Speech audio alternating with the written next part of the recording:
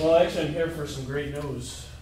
EFC announced last week that the village would qualify for a $1.44 million debt forgiveness or grant.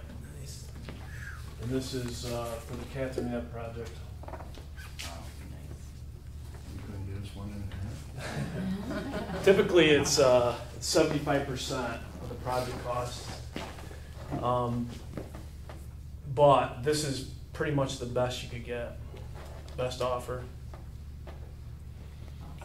So I think the next steps, there's a few deadlines that we need to meet. The first one being that Danielle needs to sign the intent by the August 20th deadline.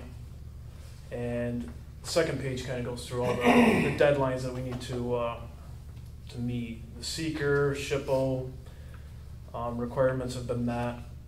Probably the biggest requirement that we need to overcome is the annual updates. We need to get those completed, and they've actually given a deadline for that too. Well, $1.4 million is a pretty good incentive. Yeah, it's a real good incentive. To get those caught up. And it's February 2013, right? Mhm. Yes. Yeah. Yep. So I think the next thing is to meet with Judy and go over where she stands, and then come up with a game plan for bidding and getting the project out to bid and get it going. okay. This is huge. Yeah.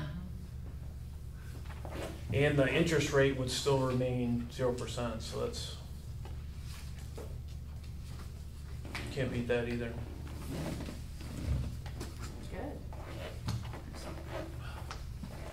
So it's gonna take care of a lot of stuff. Yeah. So that leaves us with, what did we say? Be approximately 400,000 for the loan portion. Mhm. Yeah, That we'd be responsible for, correct. which is considerably smaller than the original amount. Yes.